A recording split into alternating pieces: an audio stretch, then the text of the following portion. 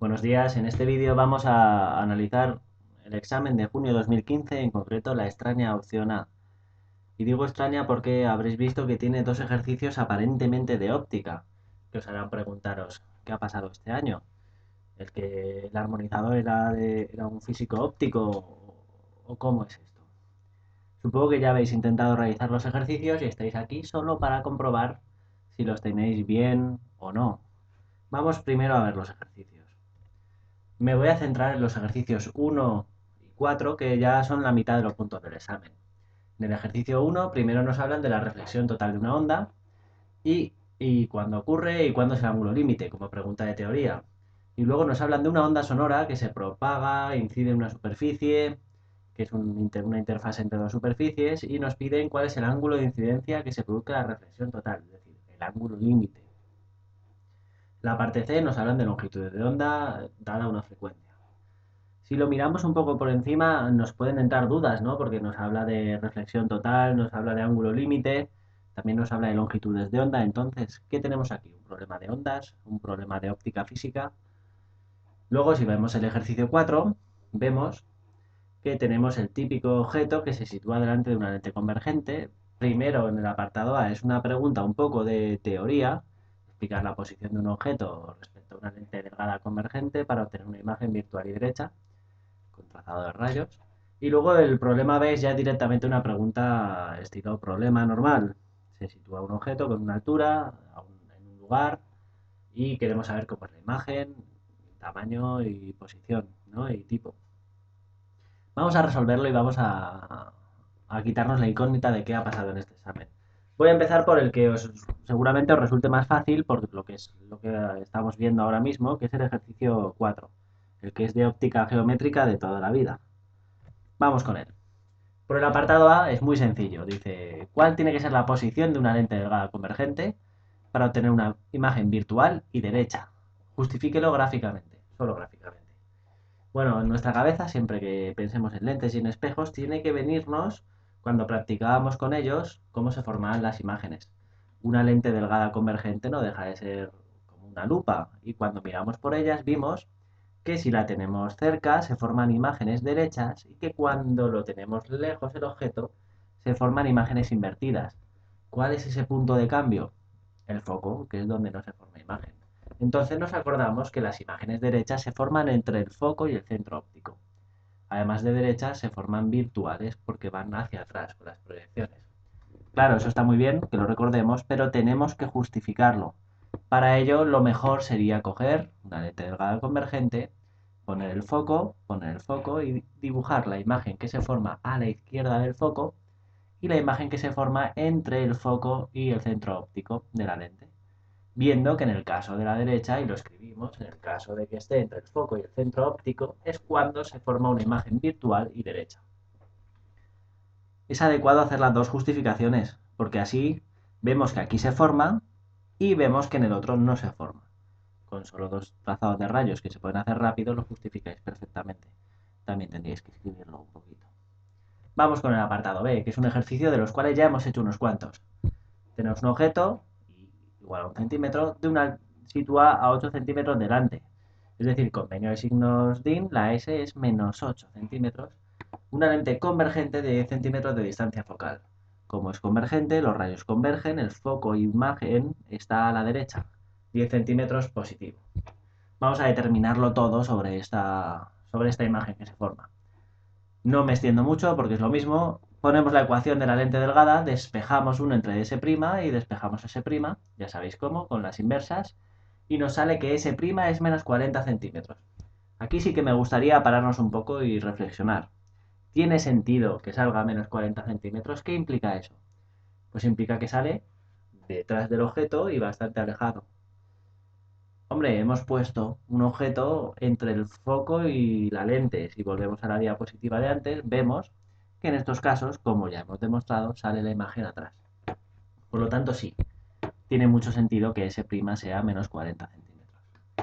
Para sacar el tamaño, ecuación del aumento, dividimos, ya sabéis que es proporcional a las distancias imagen y objeto, y nos sale que es 5 veces mayor, en concreto I 5 centímetros. Por lo tanto, la imagen es mayor, como corresponde a una lente convergente que está actuando de lupa, derecha y virtual. ¿Cómo sabemos que es virtual sin haber hecho el trazado de rayos? Bueno, el trazado de rayos lo tenemos hecho de antes. Podemos justificarlo con él. Y si no, podemos justificarlo diciendo, a ver, la imagen se forma detrás.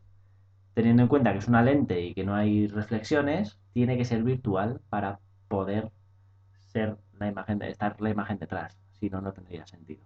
Por lo tanto, con esto tenemos el objeto o la imagen ya ubicada perfectamente. Como veis, muy sencillo. Estamos acostumbrados y este es un problema sencillo. Vamos con el 1. El 1 puede traernos dificultades por no acabar de entender qué es lo que tenemos aquí. Lo primero, nos dice onda. Y luego si miramos un poco más, vemos que habla en el apartado B de una onda sonora. ¿Es óptica geométrica? No, no es óptica geométrica porque óptica es el estudio de la luz, que es una onda, y que tiene un tratamiento muy similar a las ondas, pero no es óptica, entonces esto entraría dentro del tema de ondas. Lo que pasa que parte de la reflexión y refracción es muy similar y lo podemos aplicar en ambos casos. Pero en ningún momento podemos hablar de cosas de óptica, porque este es un problema de ondas. Vamos a ver cómo lo resolveríamos. Primero, ¿en qué consiste el fenómeno de la reflexión total? Pues cuando una onda no solo se refleja por las propias propiedades de reflexión, sino que su refracción ocurre a 90 grados respecto a la normal, es decir, ocurre todo reflexión. ¿Qué circunstancias debe ocurrir para que esto ocurra?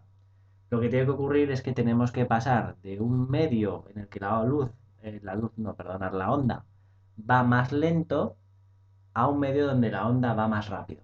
Igual que la reflexión total de óptica, ¿no? Que pasábamos, por ejemplo, ocurría, por ejemplo, del agua al aire o de un vidrio al aire y no al revés. ¿Qué es lo que determina el índice de refracción? Sí, pero en este caso es mejor hablar de las velocidades, ¿no? De una velocidad lenta a una velocidad rápida. El concepto de ángulo límite es el ángulo respecto a la normal con el que ocurre la reflexión total. Vamos a resolver el B.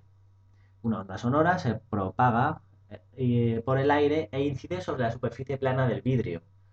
Calcula el ángulo de incidencia al que se produce reflexión total. Tenemos que pensar un poco en esto, porque realmente aquí va un poco al revés que en óptica, lo cual puede ser un poco complicado. Si vemos las velocidades que lleva en el aire y la velocidad que lleva en el vidrio, vemos que es al revés de lo que pasaba en óptica. En el aire, el sonido va muy despacio comparado con el vidrio, que va más de 10 veces más rápido. Esto tiene sentido si pensamos que el sonido es una onda mecánica que necesita un material para desplazarse, mecánica longitudinal, y necesita un material para desplazarse. Es decir, que si tenemos un material más denso es más fácil que vaya más rápido, porque las vibraciones se transmiten con más facilidad, al contrario que la luz se produce el fenómeno contrario. Por lo tanto, la reflexión total se produce cuando va del material lento al material rápido, es decir, del aire al vidrio, al revés que en óptica. ¿Podemos aplicar la ley de Snell para calcular el ángulo límite? No exactamente. La ley de Snell es una ley para la óptica, porque usa los índices de refracción y las velocidades y los senos de los ángulos.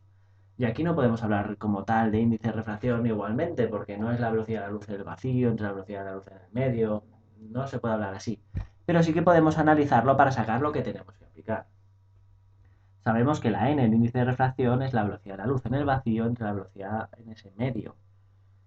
Fijaros, si ignoramos las velocidades de la luz en el vacío, que aquí no tienen sentido, y pensamos en la velocidad de la onda en ese medio, podemos pensar que hay una ley similar a la ley de Snell para ondas, para la reflexión de una onda, que sería que el seno del ángulo entre la velocidad en ese medio, porque la velocidad va abajo en la n, es igual al seno del ángulo reflejado entre la velocidad en el segundo medio.